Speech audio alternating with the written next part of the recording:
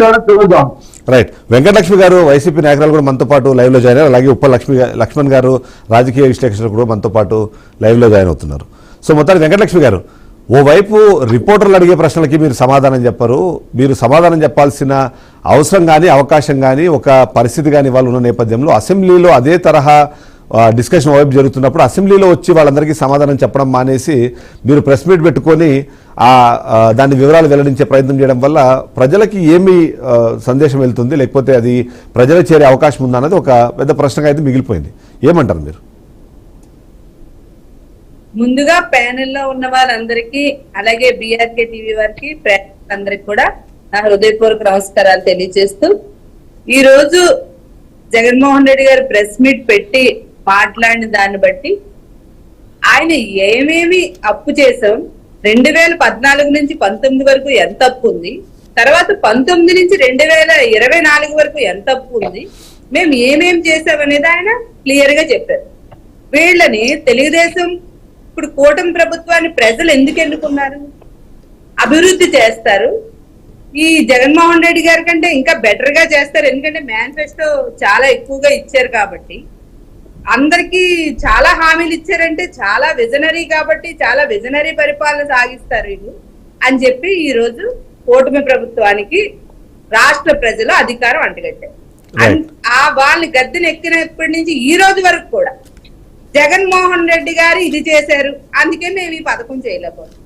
జగన్మోహన్ రెడ్డి గారు ఇంత అప్పు తెచ్చారు, అందుకనే మేము పోలవరం చేయాలి. జగన్మోహన్ రెడ్డి గారు పరిపాలన ప్రజలు నచ్చకే కదా మీకు అవకాశం ఇచ్చారు. కొన్ని నచ్చకో, కొన్ని అసంతృప్తితోనో మా ఓట్లు మాకుంటే కొద్దిమంది మీ వైపు వేశారు, అభివృద్ధి చేస్తారు.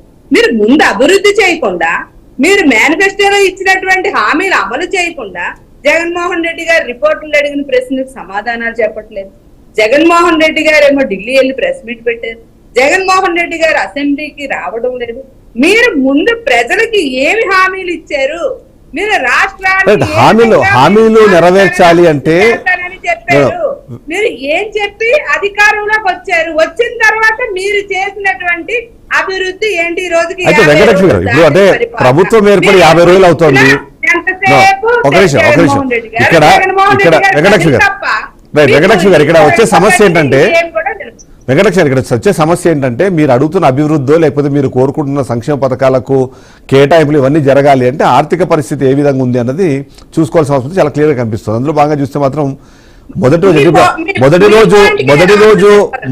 రోజు మనం ఎన్ని పేమెంట్లు చేయాలి అన్న దానికి చంద్రబాబు నాయుడు గారు దిగిపోయేటప్పటికి ఎంత అప్పుతో జగన్మోహన్ రెడ్డి గారికి రాష్ట్రాన్ని అప్పచెప్పారు. అప్పచెప్పిన తర్వాత కరోనా వచ్చి 2 సంవత్సరాలు మొత్తం ఆర్థిక పరిస్థితులు, స్థితిగతులు అంతా మొత్తం ప్రపంచ వ్యాప్తంగా కూడా స్తంభించిపోయిన పరిస్థితులు ఉన్నాయి. అలాంటి పరిస్థితుల్లో కూడా జగన్మోహన్ రెడ్డి గారు అన్న ప్రతి మేనిఫెస్టోలో ఉన్న ప్రతి హామీని కూడా ఆయన అమలు చేసుకుంటూ ఎంత కష్టమైనా ఎంత నష్టమైనా కూడా వచ్చారు.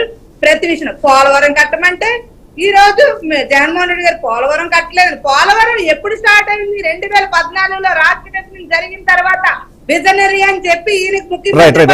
ఒక్కొక్క అంశాల వారికి వెళ్దాము ఒకసారి లక్ష్మణ్ గారు